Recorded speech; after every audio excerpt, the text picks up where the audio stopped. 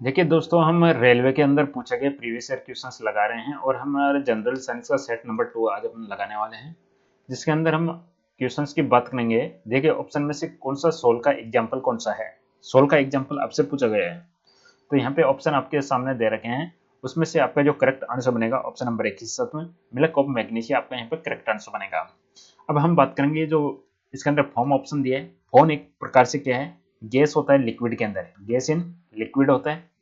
तो यहाँ पे आपसे पूछा गया सॉलिड इन लिक्विड पूछा गया है, तो आपका आंसर बनेगा मिल्क ऑफ मैग्नीशिया। इसके अंदर क्या होता है, मैग्नीशियम हाइड्रोक्साइड होता है। मैग्नीशियम हाइड्रोक्साइड वह किसके अंदर होता है, वाटर के अंदर। यह एग्जाम्पल है, एक सोल का एग्जाम्पल है। इसके अंदर फॉर्म हो गया। रबड़ की बात करेंगे हम। रबड़ क्या चीज है इसके अंदर, रबड़ एक सॉलिड डिस्पर्सन है सॉलिड के अंदर, सॉलिड डिस्पर्सन सॉलिड है। अब हम फेस क्रीम की बात करेंगे। फेस क्रीम क्या है, एक प्रकार का लिक्विड इन लिक्विड है, लिक्विड इन लिक्विड है।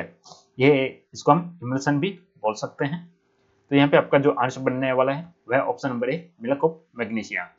तो सोल क्या हुआ, एक प्रकार से solid in liquid, solid in liquid वह कहलाता आपका सोल, और इसको हम कहेंगे MgOH है, वह वाटर के अंदर है। तो आंसर बनेगा option number A. Next question आपका, साबुन का जलरागी सिरा किससे अभिक्रिया करते हैं। साबुन के अंदर दो सिरा होता है, एक जलरागी बोलते हैं, एक जल विरोधी बोलते हैं। अब ये जो जल विरोधी होता है ये तो रिपल्सन का काम करता है, यानी प्रतिरोध करता है, रिपल्सन प्रतिरोध करता है। और जलरागी का मतलब उसको अट्रैक्ट करता है, अट्रैक्ट करता है यानी आकर्षित करता है, आकर्षण करता है। ठीक है। अब साबुन का जलरागी सिरा किससे अभिक्रिया करता है, तो देखिएगा तेल के साथ में नहीं करेगा, सॉरी साबुन का पूछा गया है ना, तो साबुन का इसमें तेल के साथ में नहीं करेगा, जल और तेल दोनों नहीं करेगा, जल के साथ में करेगा।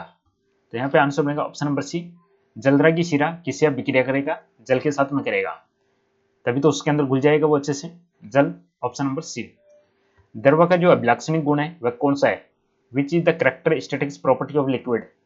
द्रव का अभिलाक्षणिक गुण कौन सा है दोस्तों, तो यहाँ पे आंसर बनेगा, देखिएगा द्रव है उसका आयतन निश्चित होता है लेकिन आकार अनिश्चित होता है। ठोस की मैं बात करूंगा, ठोस में दोनों निश्चित होता है, आकार और आयतन दोनों इसमें निश्चित होता है। द्रव्यमान में बात करूंगा, द्रव्यमान में क्या होता है, इसका आयतन निश्चित होता है लेकिन आकार निश्चित नहीं होता है। आकार क्या होता है, जिस भी बर्तन में डालेंगे उसका आकार ले लेता है। और गैस की बात करेंगे तो गैस में दोनों ही निश्चित नहीं होता है, नहीं आकार नहीं आयतन। तो इस तरीके से इस क्वेश्चन का आंसर बनेगा ऑप्शन सी। अगला क्वेश्चन है, निषेचन के लिए कौन आवश्यक है, फर्टिलाइजेशन के लिए क्या आवश्यक है दिए गए ऑप्शन में से। तो ऑप्शन देखिएगा इसके अंदर, पंखुड़िया, बाइदल, पराकण, बीजांड, थैलेमस। कुल मिला के फर्टिलाइजेशन है उसके अंदर दो चीज जरूरी है, मेल एंड फीमेल। अब इसमें मेल और फीमेल कहां से आएगा, अब देखिए बीजांड है, बीजांड को ओविल बोला है, ओविल के अंदर एग रहते हैं, एग सेल रहता है यहाँ पे। और जो पोलन ग्रेन है वह क्या लेके आते हैं, वह मेल पार्टिकल्स को लेके आते हैं, एक प्रकार से स्पर्म बोल सकते हैं इसको। तो पोलन ग्रेन किसको कैरी करते हैं, मेल मेल स्पर्म को कैरी करते हैं, और ओविल एग सेल को कैरी करते हैं। एग सेल ही रहता है इसमें, दोनों जाइगोट का निर्माण करेंगे, जाइगोट को हम बोलते हैं युग्मनज, युग्मनज। तो यहाँ पे आपका करेक्ट आंसर बनेगा परागकण और बीजांड, ऑप्शन सी। अगला क्वेश्चन है, असमान मात्रा में चाल बढ़ने पर गति कैसे कहलाती है। देखिएगा चाल असमान बढ़ रही है तो गति कैसे होगी, सबसे पहले देखिएगा चाल बराबर क्या होता है, दूरी बट्टे समय। वेग बराबर क्या होता है, एक प्रकार से दूरी बट्टे समय।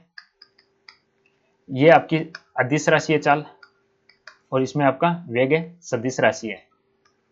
इसमें दूरी की जगह हम विस्थापन बोल सकते हैं, विस्थापन अपॉन में समय। अब एक होता है इसमें त्वरण, त्वरण क्या होता है, वेग में परिवर्तन की दर, वेग बटे समय। अब इसमें क्या है, यदि चाल असमान है तो गति कैसी होगी, गति ऑब्वियसली असमान ही बनी रहेगी इसमें भी। तो आंसर बनेगा इसका ऑप्शन नंबर डी, असमान त्वरण। If speed increases unevenly, speed unevenly decrease होती है विद टाइम, तो टाइम के साथ में, तो मोशन इज कॉल्ड असमान त्वरण। एक्सीलरेशन क्या होता है, चेंज इन वेलोसिटी अपॉन में चेंज इन टाइम। यदि ये चेंज है वह असमान हो रहा है टाइम के साथ में, तो त्वरण तो रहेगा लेकिन वह नॉन यूनिफॉर्म रहेगा। क्वेश्चन नंबर 16, विद्युत अपघटनी शोधन में कैथोड किससे बना है। देखिए विद्युत अपघटनी शोधन है उसमें हम एक तो लेते हैं कैथोड, एक लेते हैं हम इसमें एनोड, और इसमें अपन अपना सॉल्यूशन डालते हैं जो भी रहता है सल्फ्यूरिक एसिड वगैरह, ये अपना क्रिस्टल रहता है।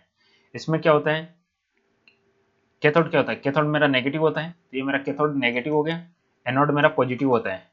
अब इसमें विद्युत धारा प्रोवाइड करूंगा तो क्या होगा, किस पे कैसा पदार्थ जमा हो जाता है, जो ये जो कैथोड है, कैथोड यहाँ पे अशुद्ध रहता है और ये एनोड है शुद्ध रहता है। तो कैथोड किससे बना होता है, कैथोड सॉरी उल्टा बता दिया, कैथोड आपका शुद्ध धातु से बना होता है, कैथोड आपका शुद्ध धातु से बना होता है, एनोड अशुद्ध धातु। यहाँ पे आंसर बनेगा option number C, pure metal से बना होता है कैथोड। कैथोड आपका प्योर मेटल से बना होता है, कैथोड प्योर मेटल से बना रहता है। अगला क्वेश्चन है आपका, वर्दी हार्मोन का कार्य क्या है, वर्दी hormone function of the growth hormone, तो इसका कार्य है सभी अंगों की वृद्धि करना, growth of the all body parts, सभी अंगों की वृद्धि करना। आपका करेक्ट आंसर बनेगा ऑप्शन नंबर ए। अगला क्वेश्चन है, गंधीय सूचक कौन सा है, ऑल फैक्टरी इंडिकेटर दिए गए ऑप्शन में से कौन सा है। देखिएगा, गंध के कारण वह उसकी प्रकृति चेंज कर देता है, अम्ल या क्षार है, प्रकृति चेंज कर देता है गंध के कारण, इसलिए उसको हम गंधीय सूचक बोलते हैं, ऑल फैक्टरी इंडिकेटर है। तो दिए गए ऑप्शन में से आपका जो आंसर बनेगा वह बनेगा वेनिला एसेंस, वेनिला एसेंस आपका करेक्ट आंसर बनेगा, एक प्रकार का गंधीय सूचक है, ऑप्शन नंबर सी। और नेक्स्ट क्वेश्चन है, कोशिका का शक्ति केंद्र क्या कहलाता है, which is called the power house of the cell. कोशिका का शक्ति केंद्र माइटोकॉन्ड्रिया को कहते हैं, ऑप्शन सी माइटोकॉन्ड्रिया, इसको हम पावर हाउस बोलते हैं, एनर्जी यहाँ पे प्रोड्यूस्ड होती है, ऑप्शन सी।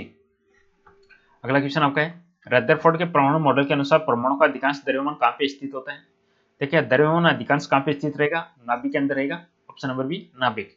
इसके अंदर जो द्रव्यमान होता है वो होता है प्रोटॉन प्लस न्यूट्रॉन का सम, द्रव्यमान equal to proton plus neutron. तो दोस्तों ये था सेट नंबर 2। मैं अभी सीरीज छोटे छोटे क्वेश्चन से शुरुआत कर रहा हूँ, जैसे जैसे आप मुझे रेस्पॉन्स देंगे मैं संख्या बढ़ाते चलूंगा और जल्दी से आपको कंप्लीट क्वेश्चन कवर करूंगा। पसंद है लाइक कीजिएगा, चैनल को भी जरूर सब्सक्राइब कीजिएगा। Thank you.